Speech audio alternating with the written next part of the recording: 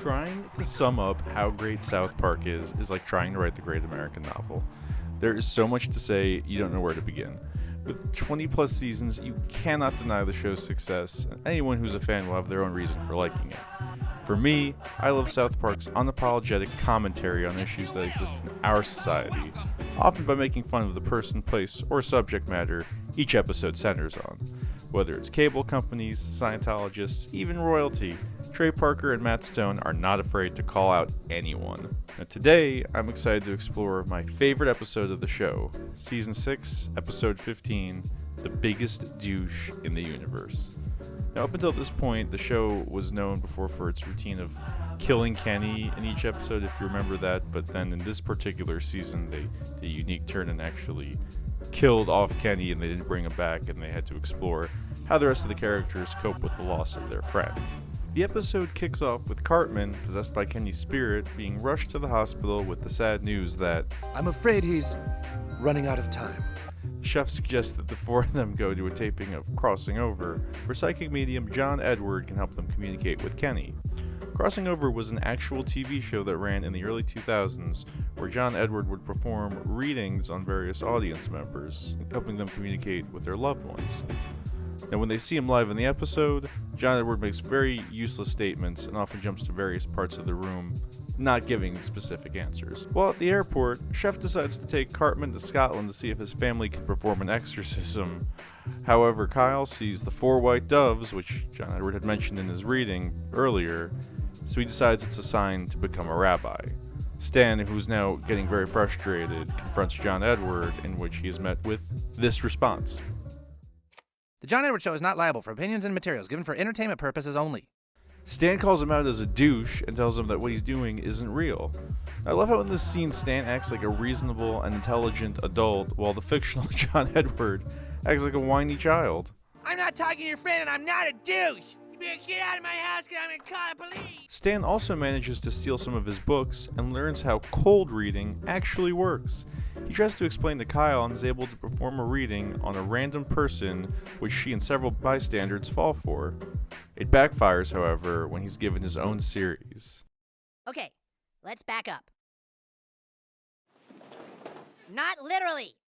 So for those who haven't seen the episode, cold reading is a technique used by psychics where they will make high probability guesses and statements, then gradually becoming more specific based on the audience responses as well as their profile, age, body language, ethnicity.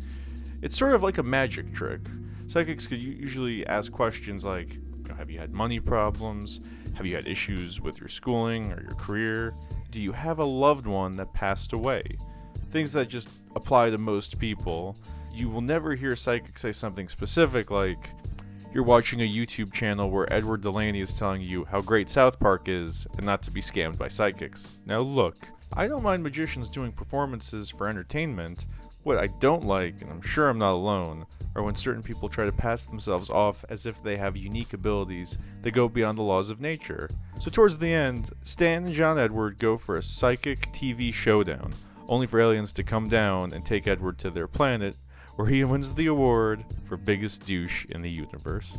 Trey Parker and Matt Stone came up with this episode when they saw John Edward featured in the show Penn and Teller Bullshit. Penn Jillette and Raymond Teller, the magician duo, are friends with Parker and Stone, and they all agreed that John Edward is the biggest douche in the universe. They also credited James Randi for his explanation of cold reading. Randi, a magician known for debunking pseudoscience, broke down the transcript from an unedited reading by John Edward. For every 23 questions or statements he would make, only like 3 of them were actually correct, and again, often very just vague guesses that any average person could infer.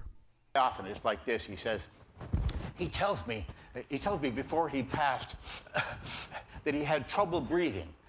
Folks, that's what dying is all about. You stop breathing and then you're dead. The Biggest Douche in the Universe is, to me, the best episode for several reasons. Firstly, it pulls back the curtain and exposes the scam artists and fraudsters of our time, challenging the belief in psychics. To think that so many people back then, and even today, believe psychics makes me wonder if they would feel the same way after watching this episode. According to a YouGov study from as recent as 2017, a little over 1/5 of Americans have at least once in their life sought help from a psychic medium.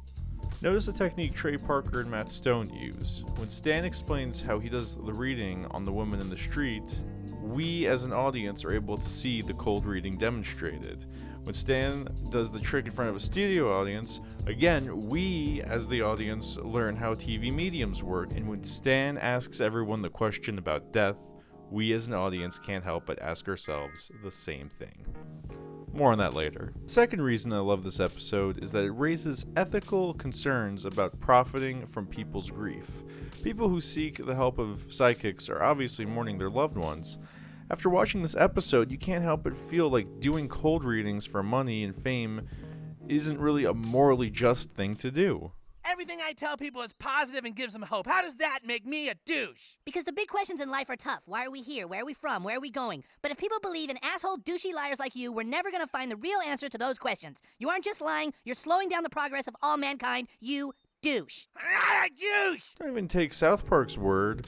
While researching this episode, I found an interview with John Edward where he admitted that the episodes of his show are edited for time, meaning that this could very well be possible. They must edit the shows down on television to only show him getting mostly right answers. Edward has also stated before that he can often be wrong and encourages skepticism. I couldn't confirm whether or not he actually obtains information about people secretly before a performance, or hires actors to be plants in the audience, though it is possible. I feel like these points alone prove he doesn't have supernatural abilities.